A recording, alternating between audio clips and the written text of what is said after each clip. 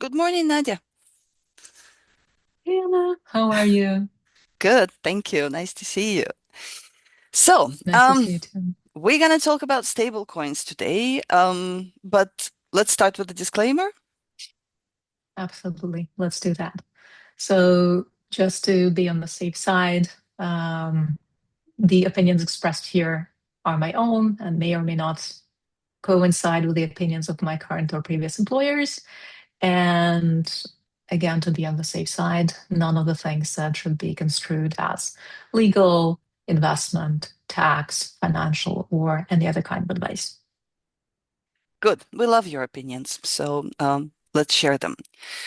Um, Stablecoins are the talk of the town, especially since I believe the latest regulation passed in United States. Everybody's trying to get into this market. Everybody's thinking about this market, maybe not trying to get into it, and trying a lot of people trying to understand what is it about. Is it safe? Is it interesting? What good things it brings? What risks it brings? Let's start maybe for those who are new to this business, explaining some terms.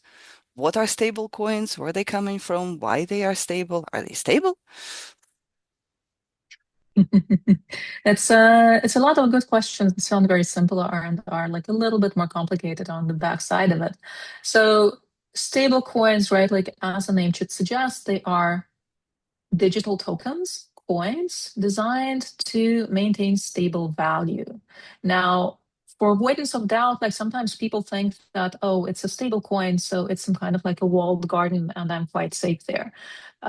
Yes and no. They are designed to control for volatility, because traditionally a lot of digital assets were associated with quite significant volatility, but they still live on a public blockchain, meaning that you get all the boons and all the risks that are associated with that. Just by combining these two things, right, like they get the global reach of crypto, right, Hmm. like a blockchain address, blockchain really, really doesn't care if I'm sending money to my neighbor or I'm sending the money across the border. It's the same thing. Let's let's Um, let's put some terms explanation on the sure, screen. let's do that. There we go. Good. Um, the settlement can be instant unless the blockchain is congested. And it comes with the programmability of a blockchain, right? Like which has a lot of implications for, I think, future use cases that can be very, very interesting. And as we said, the stablecoin does control for price volatility. In most How? cases, there are DPEGs. How? Great question. So there's different ways, right? Like there's different types of stable coins. Hmm. The most no-brainer popular one is uh, collateralized by fiat currencies or similar assets, right? So you have the regular fiat-backed stable coins, Hmm. such as USDC, such as USDT, which are really the most popular. We can actually look at the coin market capitalization, right? So you see the first position is Tether USDT, second one is USDC. They're both dollar-pegged stable coins, which are collateralized by fiat, by dollar holdings, by short-term treasury bills, and similar. By the way, you see there's next to the name of the currency, there's a number, Hmm. right? And the numbers are like 3, 7, 13, 25, which is like a bit counterintuitive. What that actually means is out of all crypto assets, not just stable coins, but altogether, that's the position in the market capitalization. So if you look at Tether, right, like it's out of all crypto assets, including Bitcoin, including Ethereum, including Solana, this is the third top asset by market cap. So that's quite serious, right? Like it really shows you the growth of and popularity of stablecoins for all things, right? So these are the way that most people imagine stablecoin, this is your fiat-backed dollar-pegged stablecoin. Then you have it can be commodity backed, right? Most famously, for example, Paxos Gold. Hmm. Don't think it makes it anywhere close to the top 10 of stable coins. You have crypto collateralized stable coins, right? Here you have fourth one from the top, you have the DAI, and that is backed by crypto. Not very And popular one. fourth place, still not bad at all, right? Like it's way above most new entrants to the dollar pegged, to the dollar collateralized coins, right? Like it's still quite significant. But of course, if you look at the market cap, like if you look at the order of magnitude, you have first place Tether, and that's, it's just almost it's 18 times bigger than Ethana, and which is synthetic slash algorithmic. We're going to get to Hmm. it in a moment, right? And is just what, about 36 times bigger than DAI, right? Like it's just like a completely different order of magnitude. So let's talk Um, about Ethana for a sec. let's talk about Ethana for a second. So that's kind of the fourth type of stable coin, right? You have something called synthetic and or algorithmic. So algorithmic is a word that's closely associated with the Terra Luna of the Do Kwon fame, right? Like the stable coin that imploded a few years ago and kind of in in its fall also took down FTX, right? Like causing the previous crypto winter. So algorithmic is not a very popular term. A lot of people prefer to use synthetic Hmm. just to avoid association. And what that basically means is that the peg is maintained um, by a market mechanism of arbitrage, where like different positions are pitched against each other in a way to maintain a stable peg. And they're really it's so a lot of people feel that this is perhaps the more risky kind, right? Because Hmm. it's less obvious to an uninitiated person how that works. Obviously, that's Obviously, that right? that's how it would work for me, for example. Yeah.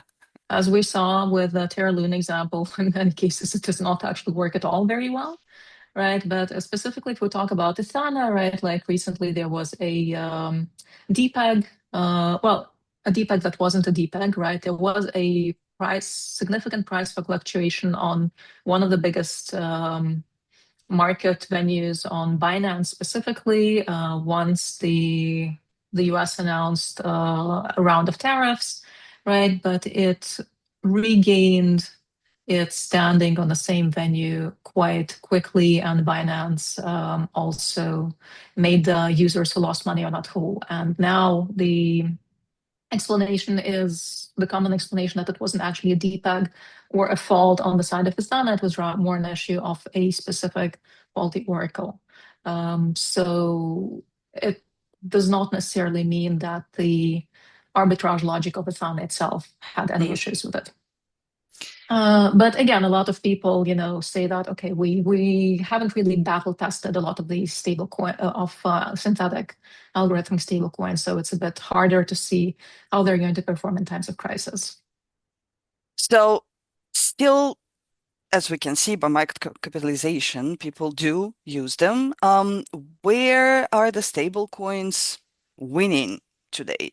Is it settlements between exchanges? Is it remittances? Is it merchant checkout? Is it liquidity? What is the best use case for them right now in the market? And if you talked about the DPEGs, maybe say something about what did it taught payment teams about, I don't know, disclosures, about compliance problems that need to be taken into consideration. Mhm. Yeah, absolutely. Well, I guess let's just for a moment start with DPEGs because that's a quicker one to answer, right? Like stablecoins, they do DPEG, right? Not just Ethana, which wasn't a DPEG in the straight sense of the word. But let's say if you think of the Silicon Valley Bank fallout in 2023, right, like that led to USDC DPEG by, I think, 13% that lasted actually for several days, right? So imagine that you bought something that, for all intents and purposes, looks like a dollar, acts like a dollar, and then suddenly it's just worth 87 cents, and if you are a large corporate treasury, right, and you were quite certain that you're holding something that's equivalent to a dollar, and suddenly it's not, right? That's quite a surprise. So ultimately, stablecoins do depeg, right? It happens. Chances are it's going to happen again. And always good if you are a business with significant exposure to stablecoins to play out a potential depeg scenario and see how it's going to affect you, if at all, right? And how it's going to affect your users, right? Because somebody is going to be affected by it. It's just like a question of like where in the chain is going to have the biggest impact. So something definitely to keep in mind, as stable as they are compared to other crypto assets, they do have their faults because ultimately it's not quite fully a dollar. So Okay, what now are those businesses with the exposure to stablecoin? excellent question. Excellent question. Um, so how are stablecoins used, right? And so first of all, stablecoins, it's not an entirely new thing, right? Like it's a talk of the town now, but they've actually existed for I think something like 10 years already. So not an entirely new thing. If you remember the DM Libra Calibra discussion a few years ago, that was kind of like also an attempt to have something that's of a stable value, not backed by a basket of fiat currencies, but not pegged to a specific currency, right? So that was kind of like an experiment that didn't pan out. But what is actually working, right? So something that gets quoted a lot is the differences between how they're used by individuals and companies and how they're used in different economies, how they're used in developing markets versus in more developed markets, Mhm. right? So obvious use case, cross-border payments and remittance, Mhm. because as we said, that's the property of the blockchain, right? Like it really and honestly doesn't care if you're sending the money within one country or against borders, across borders, right? Like that's perfectly fine. And that gives you often cheaper and faster settlement that can, really work 24/7, not be tied to bank holidays to the extent that you don't depend on a bank in the loop in the middle of it. It is it is becoming cheaper and cheaper. We kind of started with blockchains like L1 blockchains like Bitcoin and Ethereum, where fees fluctuate depending on the chain congestion, right? Like, and typically it's going to be a few dollars per transaction. But Mhm. other chains with like higher throughput, with Solana, for example, which is very popular for stablecoin settlement, the fees are a fraction of a cent, right? So that's Regardless of the size of the transaction, it's a $10, it's $1 million. The fee doesn't change. You know what? It's a very good question. But it's typically not a percentage. Okay, good to know. So remittances. Um, So yeah, so that's for sure cross-border flows. Treasury ops involving the same cross-border flows, mhm, because it can be obviously marketplace paying out its merchants who sit in different countries, right? It could also be a multinational consolidating its own treasury across jurisdictions, and just having fast internal transfers.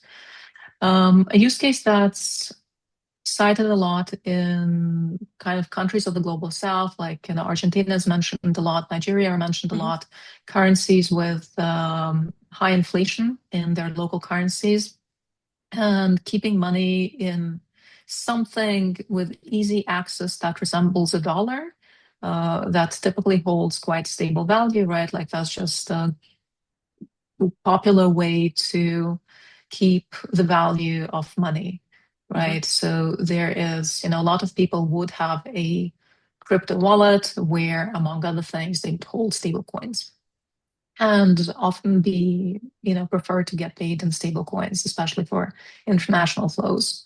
Hmm. Also, just because it's typically at no cost to them to receive that.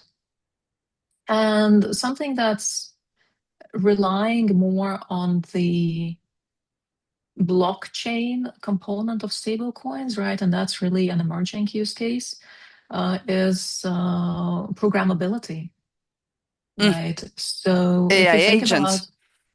so yes, absolutely. One of the future use cases that's cited a lot is agentic commerce, Hmm. right? Of automated flows where agents can interact with programmable digital money whenever they need to make deals. Like we're all assuming kind of that people do like shopping occasionally, for Hmm. their own private purposes. You still want to sit and browse on Amazon occasionally. But for example, for doing more boring corporate purchases, just like restocking your office kitchen every time, then this is something that can be done by agents quite efficiently who can run efficiently on programmable digital money rails, right? Why not? And then you have all the aspects that are used in DeFi today, right? So you can use smart contracts Hmm. to do things like split payments, escrow, subscriptions, milestone releases, things like that, right? Like all these things would be possible by putting things on the blockchain, right? So that's a potential use case as well. But on the other hand, it seems that stablecoins are getting more and more popular to be used by fraudsters. We see you just showed us that stablecoins taking the third, fourth place in all the crypto, and there are chain analysis says that basically all the illicit crypto now rides on stablecoins. Gaps in the controls being constantly flagged by FATF. So let's talk about risks. Um, what are wh what is the maybe let's talk about the controls that payment organization needs to implement if they start in touching stablecoins chains. What are they? I don't know. Something related to sanctions and geofencing, wallet risk scoring. I don't know. Incident response. Let's talk about that. Yeah, absolutely. No, for sure. Let's say specifically, you hear a lot, if we just go back to the market cap very briefly, right? Like you hear a lot like, oh, USDT was implicated in this bad transaction, USDT was implicated in that bad transaction, right? But at the same time, you look at the market cap of USDT and just realize like it also happens to be the most popular stablecoin, right? So it's not surprising that a portion of Tether, as probably for other currencies too, is sometimes used for illicit finance. I actually went to a conference on crypto and illicit finance a few days ago, and Hmm. they pointed out that actually still, as prevalent as the stablecoins are, Bitcoin is still very much a currency of choice for a lot of illicit flows, just due to the fact of security, and global acceptance. But yes, of course, stablecoins are also catching up. And apropos, in terms of stablecoins, if we just spoke about Tether, for example, there have been cases of Tether specifically collaborating with law enforcement Hmm. and freezing funds linked to sanctions evasion and large scale illicit activity. Like since it's a blockchain protocol, or since it's a blockchain asset, many stablecoins that have this capability to freeze funds, like to stop interaction with specific wallets that are flagged as Mm-hmm. bad wallets by OFAC or law enforcement or such, Mm-hmm. right? But let's go back to your question of what somebody would need to be prepared for. So let's say you are a financial institution, right? Like you have, you know, you know your regular AML, you know your KYC, you do your sanction screening, you do your transaction monitoring. None of that gets canceled, right? You just get new and exciting things to do. Like what? Uh, so first of all, right, I mentioned it before, I'm going to mention it again because like you really can't stress that enough.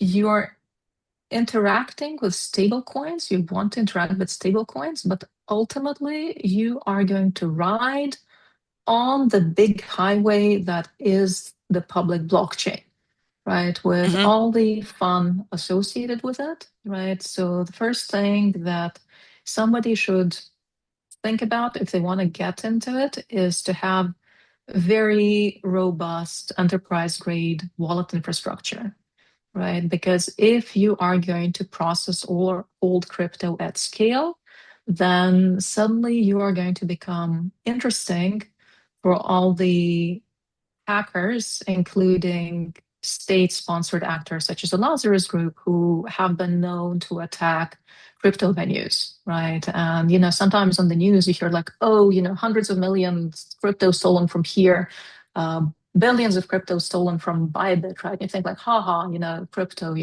it's like all those guys in the wild, wild west of the crypto world. But congratulations, you're about to enter that. Just because you want to only interact with stablecoins does not prevent that. So do think about your wallet security.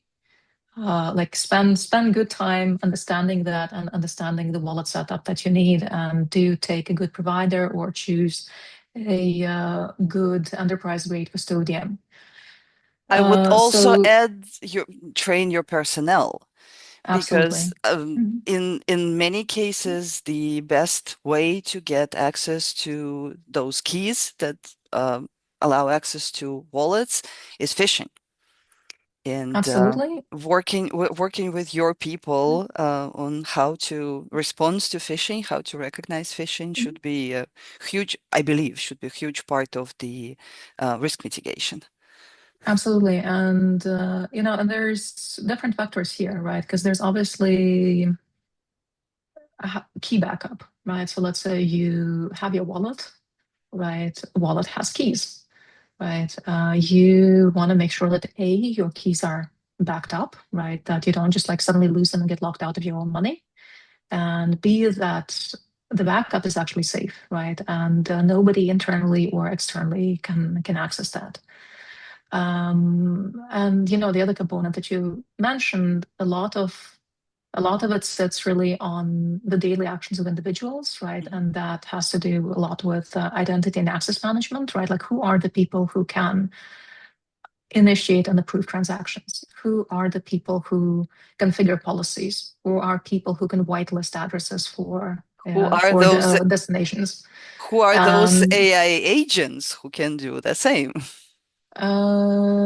true. And that's not a joke at all, right? I'm not Because if joking. you are an operation at scale, right, and you want to automate a lot of your flows, right, like a lot of transaction signings going to happen automatically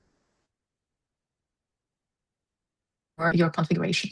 So yes, these are some of the things to definitely pay attention to make sure that actually important changes, important things, are protected by quorums, like meaning that several people or several functions need to sign off before something really like an important change happens. Let So these are let some of the. let's talk for a second about geofencing sanctions, because Mhm. I believe not long ago the first ever stablecoin was completely sanctioned, not just wallets, not just specific exchanges, not specific issuers, all of that, but the stablecoin itself. That's yeah, that's actually quite exciting. I mean, in a way, if you think about it, right? Like, what does it actually mean to sanction an asset, right? Like it's like imagine that you have a highway, right? And highway has trucks and it has cars and it has vans and it has motorbikes, right? And then you decide that motorbikes produced by a specific brand, right, like Hmm. are sanctioned. In terms of a stablecoin, right? So now you have like the 19th package of sanctions against Russia passed by the European Union, right? Among other things, it does sanction the A7, A5, which is a ruble-pegged stablecoin, which has been linked to the Russian sanctions evasion and Russian trade bypass, right? So and the money is out there, right? Like people still have this coin in their wallets, right? Like what do you do? So in practice, it basically means that you can sanction entities responsible for this coin, right? And you can sanction addresses, right? Like you can Hmm. sanction blockchain addresses with which you're not allowed to interact. So in this case, right, like if you think about the A7, A5 infrastructure, then it involves sanctioning entities such as the creator, like or the operator, which is A7. You have the issuer, right, like the platform that actually technically issued that stablecoin that was like all vector. You can sanction the primary trading venue, which is Greenex, which a lot of people have presumed to be the heir of the no longer Garantex. Hmm. You can sanction the bank that holds fiat reserves of that stablecoin, right? So in this case, the ruble collateral for that stablecoin was held in the PSB Bank, Pромsvязьbank in Russia, which I think was sanctioned already. It was. So you can, yeah, so you can sanction the bank, right? And as we mentioned, but these are all real world entities, right? Like you can sanction the name of the organization, you can sanction affiliated entities, you can sanction people that control it. Um, in addition to that, you sanction smart contracts, right? So, for example, smart contracts for minting the specific stablecoin, right? Like you're not allowed to interact with the address with specific listed addresses, right? And those would be like addresses on like Ethereum blockchain, on Tron blockchain, right? Like Hmm. the addresses known for emitting these coins, for example. And of course, for the coins that are already held in financial institutions, you're not like you're basically freezing them, right? Like Hmm. unless commanded otherwise, but you're not allowed to move them out of the system. Obviously, not allowed to solicit any incoming ones either. So that's a new thing, but I guess it creates an interesting framework for dealing with such assets going forward, right? And there have been other assets that were often discussed in the context of illicit finance, such as privacy coins, right? So potentially the same framework could be used for other things. It seems that we are in the year of creating more framework for stablecoins because we mentioned in the beginning the Genius Act and European regulation for crypto is in act for what, more than a year for sure. Let's talk about that for a second. If you, as a professional, would have been helping, for example, a non-bank to implement compliance program for both Genius Act and for MiCA.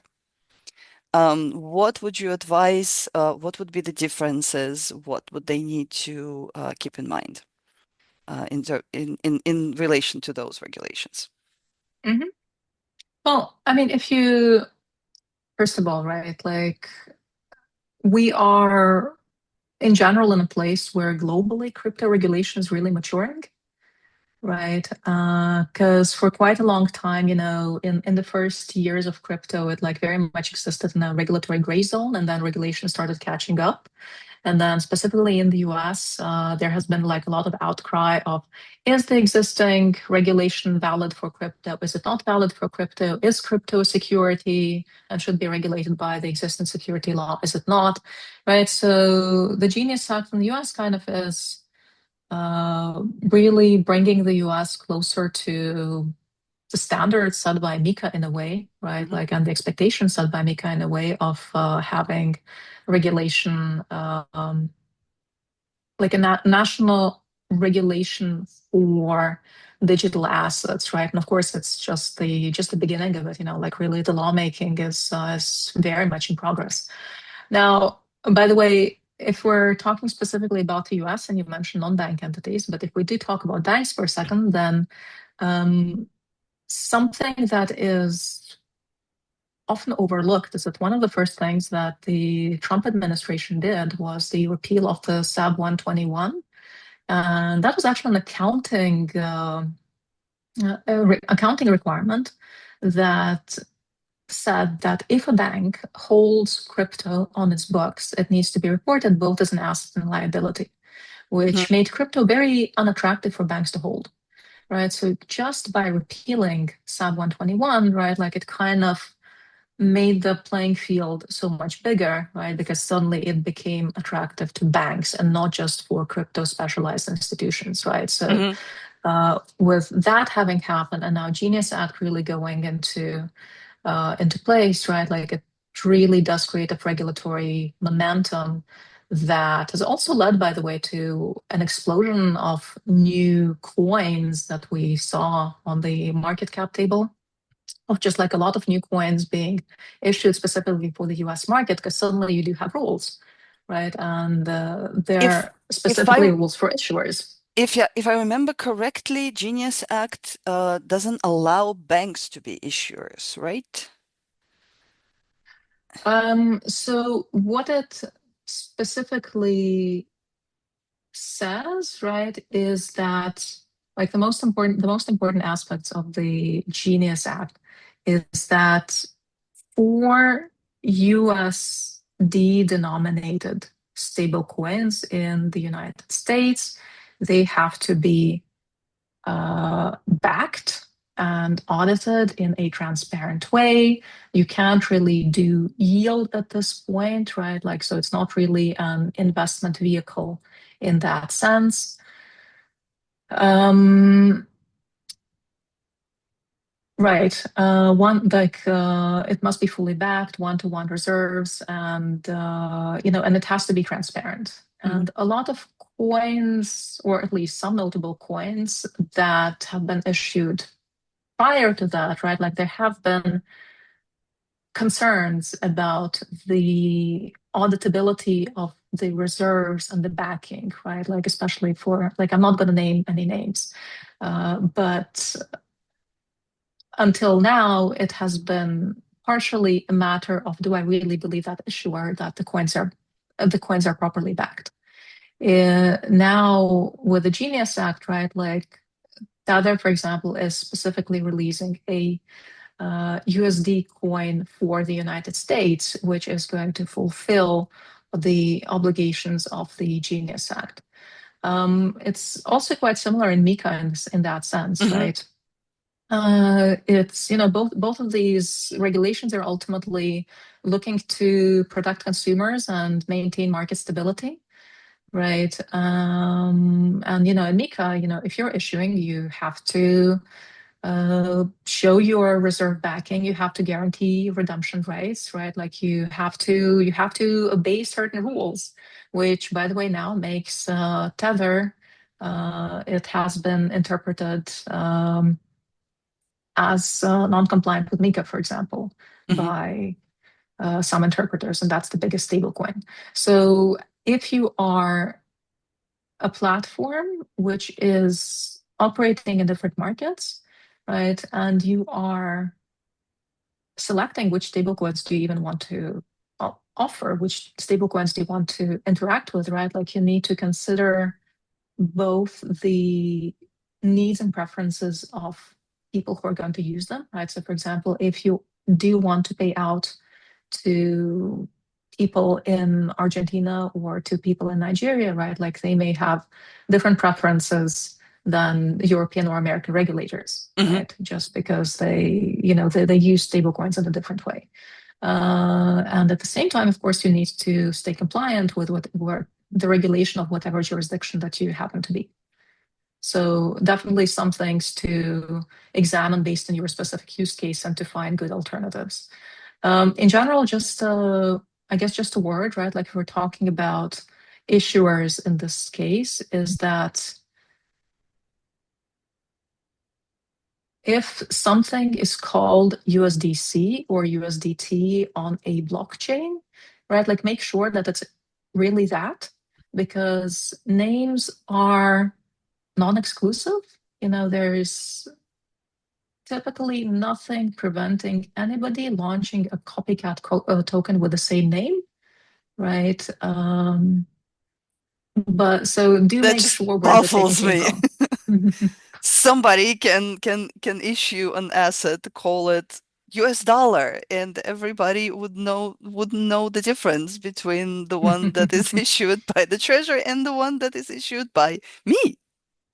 Well, historically, if you think about the wildcat banking era in the United States, where basically every bank issued their own dollars, right? Like there is a precedent to that, right? And a little bit, and a little bit of that is happening in the blockchain, where quite perfectly reputable companies are issuing different stable coins, right? Each of them competing. But yes, you can also really, there is a fraud typology where somebody can issue a copycat token, right? And catch somebody unawares.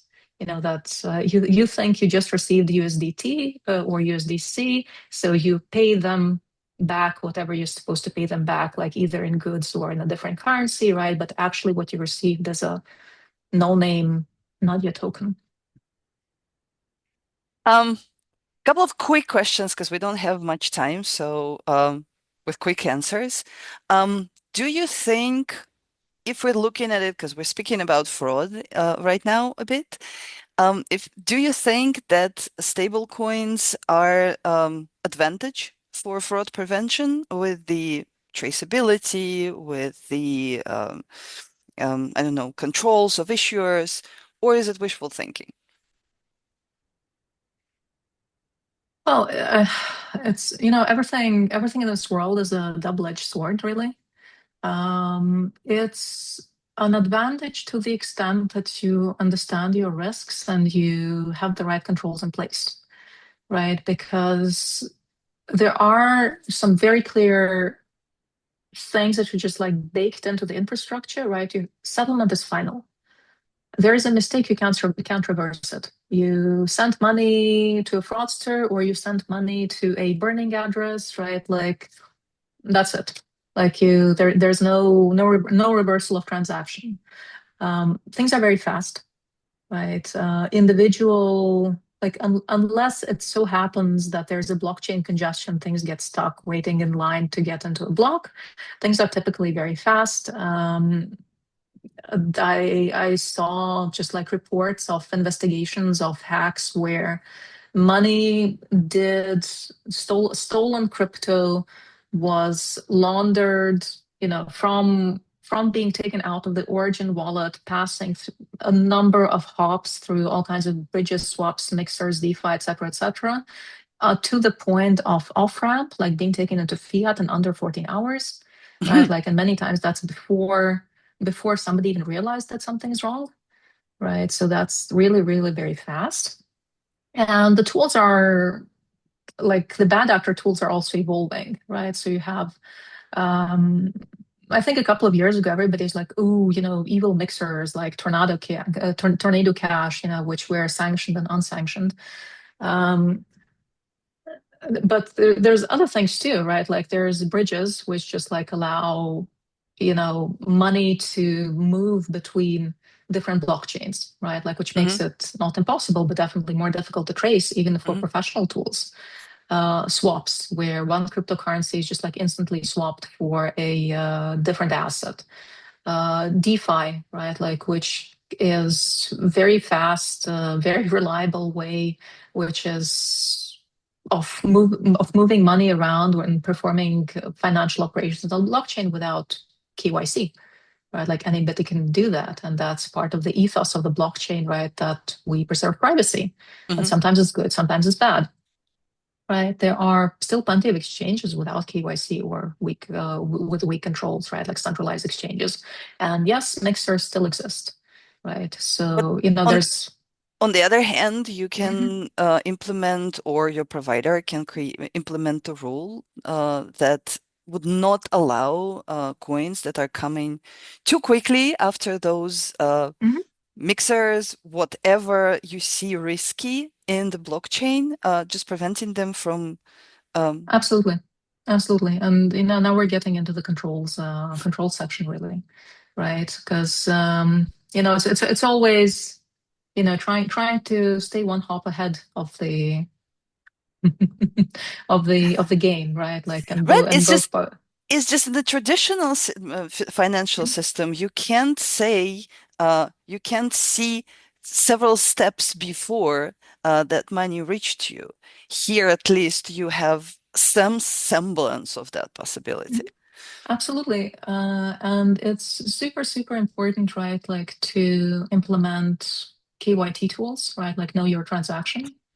You do have very good providers specializing exactly in that. You have TRM labs, you have Elliptic, you have Chainalysis, right? Like things that enable you to do wallet scoring, transaction, like wallet risk scoring, to see clusters, to see, the provenance. And it's absolutely mandatory, to work with that if you are going into that world. Um, of course, all the usual controls as well, right? Because ultimately you're still interacting with people, just like on different rails, people and organizations. So keep your by all means your KYC, KYB. Sanction screening, et cetera, et cetera, et cetera. Nobody canceled all that. And in addition to that, definitely have KYT tools, definitely have travel rule, right? Like if in terms of, if you never interacted with blockchain world on an institutional level before, right? That's something that needs to be kept in mind that unlike traditional payment trails where you kind of have you get the transaction, you typically get like originator information, where the transaction came from, who sent it, which financial institution sent it. Like on a blockchain, that's anonymous by design, right? Like you can open a blockchain explorer, like you can open Etherscan and you can enter a transaction ID, right? And you can see it came out of this wallet and it came out of that to that came into that wallet, and this is how much gas was paid, and this is the transaction value, right? And you don't want to have too much information to be public. You don't want like personally identified information on a sent 20 ETH to Nadia, right? Like that's not information that you want to have natively on the blockchain, but it means that you need to pass that information by different rates, right? So for that, you would need to work with a vendor. Typically, people go for vendor solutions that kind of gives you like this address book of institutions, of Mhm. registered VASPs that pass and receive travel rule information by this off-chain channel. And in principle, and that's a business question whether it makes sense or not. Some can opt, for example, to only interact with registered VASPs, right? Because that's like the information that you can get through a travel rule provider, for example. It's more of a business decision because obviously it's not illegal to hold a wallet. That's just your private wallet. A lot of people have that, right? And it makes a lot of sense. But in that case, you definitely do want to risk score all those wallets as well. We Yes. practically don't have time for my favorite discussion with you, discussion about the future of the Mhm. stable coins. So I will ask you like this. Do you think with all the regulation, with all the new players coming into this market, do you think stablecoins will become boring and non-interesting, just another usual way to transact anytime soon? Yes, I hope so.